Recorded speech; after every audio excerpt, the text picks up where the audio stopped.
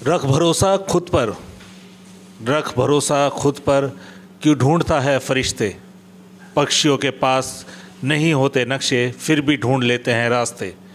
ये शायरी इसलिए बोली गई है क्योंकि हमारा जो काम चल रहा था वो गाज़ियाबाद विधानसभा के बाद नोएडा में आना हुआ, और नोएडा में जिनसे बातचीत कर रहे हैं वो गाज़ियाबाद के ही निकले। उनसे पूरी तारुफ़ करते हैं, उनका नाम जानते हैं, उनका पूरी पहचान रखते हैं क्योंकि गाज़ियाबाद से ताल्लुक़ रखते हैं, नोएडा में भी काम कर रहे हैं। आपका पहले अपना नाम जानना चाहेंगे हम? मेरा नाम शकील सैफ़ी है और मैं 1992 से समाजवादी पार्टी की सेवा कर रहा हूँ। आप गाज़ियाबाद में भी रहे हैं, अब नोएडा में रह रहे हैं, क्या ये दोनों चीज़ का क्या बैलेंस है? मेरे जन्मस्थली तो ग्राम कुशलिया थाना मसूरी है और मैं हमारे परिवार के बुज़ुर्ग रोज़गार के तलाशते तलाशते शहर गाज़ियाबाद में आए।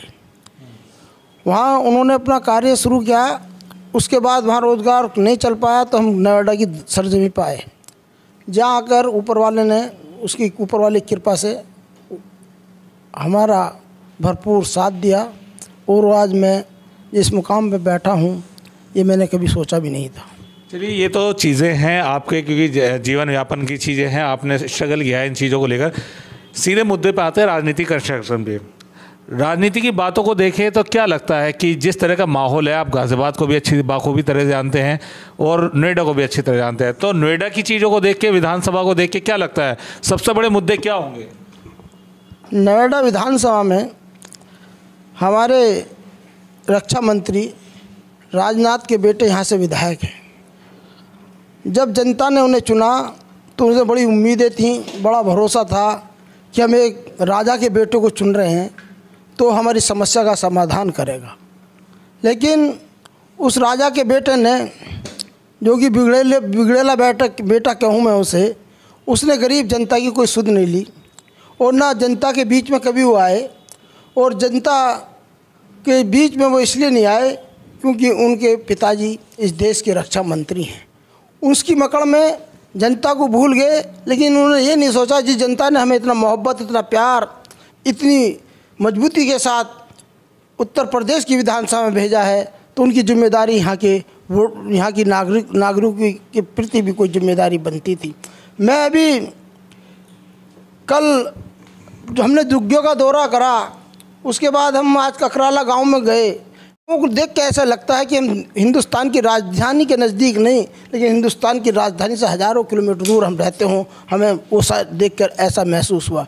ना नाली की व्यवस्था है, ना खरंजों की व्यवस्था है, ना पानी की व्यवस्था है, और वो लोग फिर दोबारा चुनावी मैदान में हैं। लेकिन समाजवादी पार्टी अपने किए हुए पिछले 5 साल के कार्यों को लेकर जनता के बीच गई, उन्होंने अपने कार्य जनता के बीच अपने कार्य बताए। जैसे कि हमने एलिवेटेड रोड बनाने का काम किया, नारी निकेतन बनाने का काम किया, सरकारी अस्पतालों को बनाने का काम किया, नोएडा में स्टेडियम को बनाने का काम किया, ना जाने कितने काम समाजवादी पार्टी ने अपने 5 साल में किए।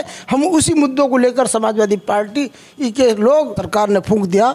आपने देखा एयरपोर्ट का नक्शा कहाँ का था? चाइना का एयरपोर्ट का नक्शा था, देखा ना आपने, हैं? तो ये इस तरह की क्या बात करते हैं?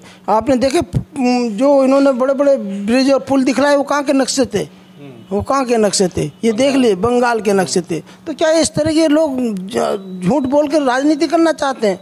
वो हमारी गलती रही या समझें जो पिछली बार हम सरकार में थे और सरकार दोबारा नहीं आ पाई, ये हमारी गलती नहीं, बल्कि देश के लोगों की, इस प्रदेश के लोगों का दुर्भाग्य रहा कि उन्होंने जो विकासकारी सरकार थी, जो गरीब और अमीर, दलित और पिछड़ों को लेकर चलने वाली सरकार थी, उन्हें चुना नहीं।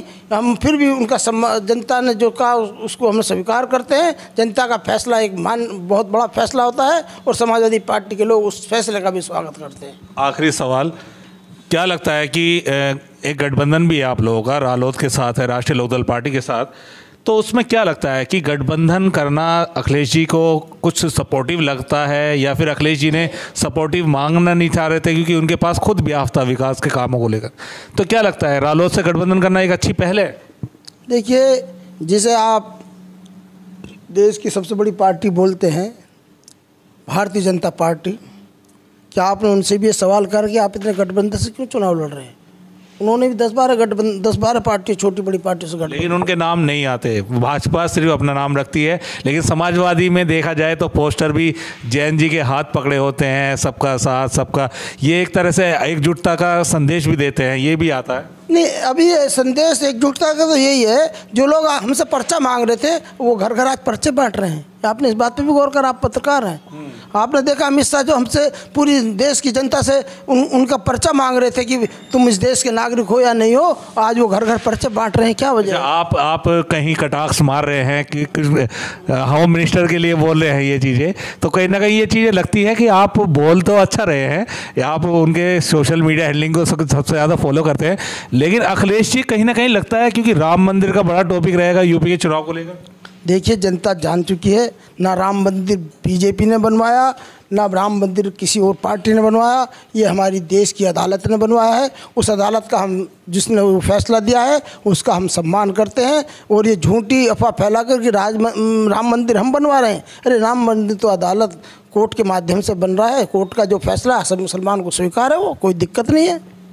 तो ये थे हमारे साथ समाजवादी के नेता, जिन्होंने बिल्कुल साफ तौर पर बता दिया कि इस वक्त पूरे समाज में जो बातचीत चल रही है वो इनकी पार्टी को लेकर चल रही है, और आगे लड़ाई जो है वो चलती देखने को मिलेगी, क्योंकि अभी इस वक्त इन विधानसभा चुनाव में 10 फरवरी को मतदान है, और उस दौरान देखा जाएगा कि कौन प्रत्याशी कितनी दौड़ में रहेगा। राहिल कस्सार के साथ अबशार उलग, प्राइम मीडिया न्यूज़, नोएडा से।